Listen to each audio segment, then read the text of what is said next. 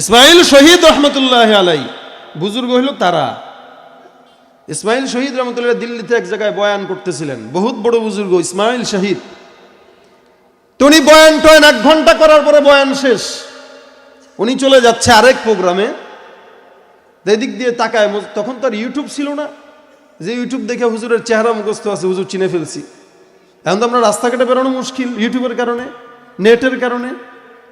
উনি যে রাস্তা দিয়ে বের হয়েছে, ওনাকে কেউ চিনে না, তো সবাই ওয়াজ টোয়াজ শুনে চলে গেছে। মুরব্বী একজন থুরথুরে বুড়ো লাঠি নিয়ে টুকটুক করে আগায় বলতেছে, রে ইসমাইল শহীদের ওয়াজ শেষ। কারে বলতেছে? ইসমাইল শহীদ রহমতুল্লাহ আলাইহি বলতেছে। উনি তো আর চিনে না এটা। উনি সব লোক চলে গেছে, উনি মসজিদ থেকে নামতেছে আর মুরব্বীটা উঠতেছে। কে ইসমাইল শহীদ কে চলে গেছে? জি, উনার তো বয়ান শেষ। জবাব দিতেছে কে? ইসমাইল শহীদ রহমতুল্লাহ। কাহা আহা আফসোস। আর কেন? আমি দীর্ঘ মাইল পথ অতিক্রম করে আমি শুধুমাত্র উনার জবানের দামি কয়েকটা কথা শোনার জন্য এই জায়গায় আসছিলাম। আহার উনি চলে গেল, আমার কষ্টটাই বৃথা, আমি দামি কথা শুনতে পারলাম না।